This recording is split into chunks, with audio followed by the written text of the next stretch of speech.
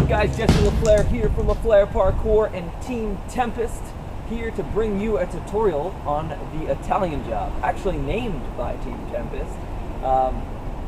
Know your history. Some people also refer to this as a butt spin or a sit spin, things like that. But you'll find out just a little bit why I do not think it is a butt spin. So check it out. This is what it looks like.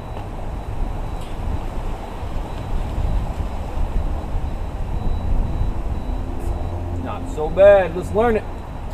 Now, the first progression that I want you to start to work on for this move is actually just to learn how to do a lazy vault. Now, some of you probably already know this because I've done a tutorial on it already. If you haven't seen that tutorial, I'll put it right here.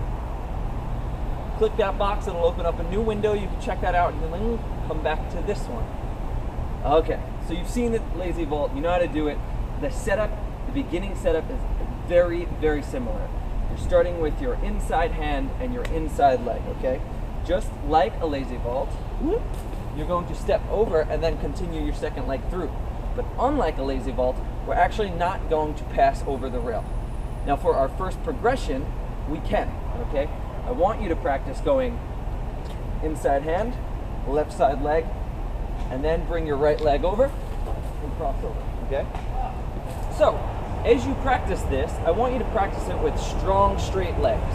If you come over and you start doing these, and you're bending your legs, nothing's gonna counterbalance and your movement is gonna go through the bent knee, okay? So we don't wanna do that. The stronger the leg, the stronger the movement. So when we come through it, just for the first part, hand on, nice strong leg.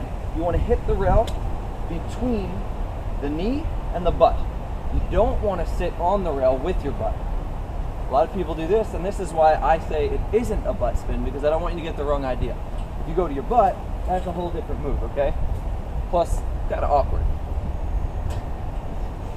So, as we come up, nice strong straight leg, I want you to go left hand on, left leg over, strong, strong, then grab with your right hand.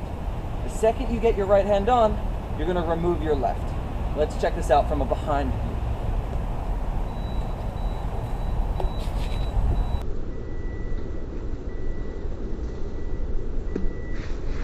Now, just like any move we do, understanding the physics behind it and why it works so well will actually allow you to understand the move better itself.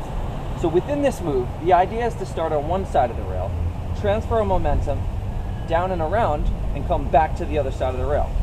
People's biggest mistake with this problem is either leaning too far forward or getting your chest way back.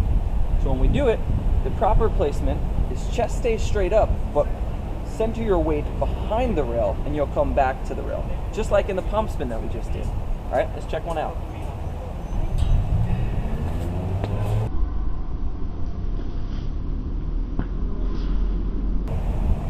Now, I'm gonna do one with my chest too far forward. Well, let's see the result of that one.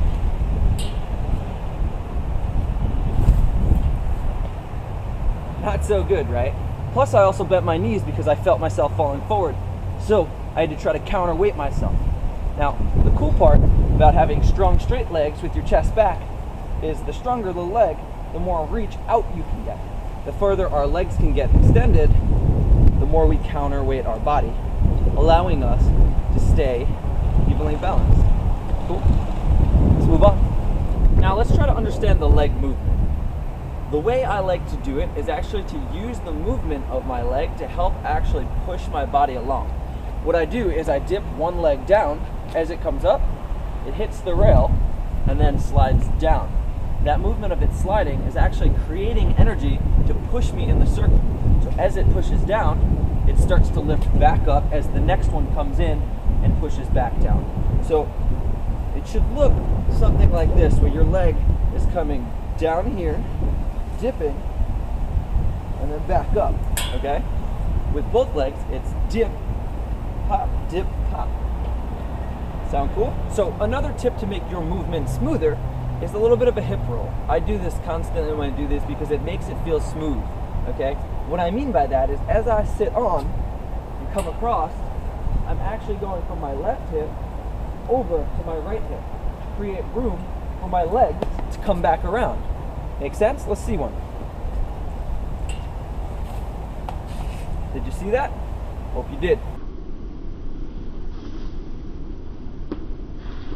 Now, I've switched angles to show you my backhand. We've talked a lot about getting the first one on and then coming around and the back one switches. But what I haven't mentioned is the backhand is actually your safety hand, okay?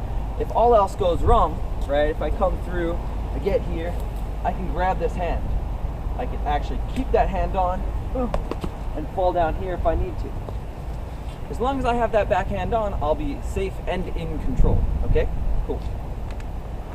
So you're understanding the movement, you're ready to go for it full on. Make sure when you try it, you don't actually come straight into it. It's really hard to create movement with your leg coming straight in. Just like the lazy vault, we want to come in at an angle, placing our hand on first, and then, like I said with the hips, start to drive your body down with your hips here, weight back, transfer it to your other hip, grabbing on with your good strong safe hand, out along, over the hip, strong legs, and then you could always push the rail, tuck those hands in, and spin out for a little bit of Flair.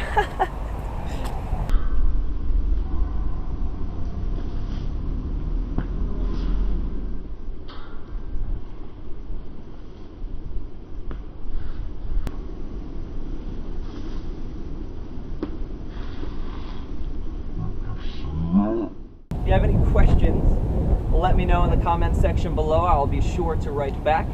Don't forget to subscribe, share this guy with any of your friends that might be able to use it. Thanks for watching. Peace out, everybody.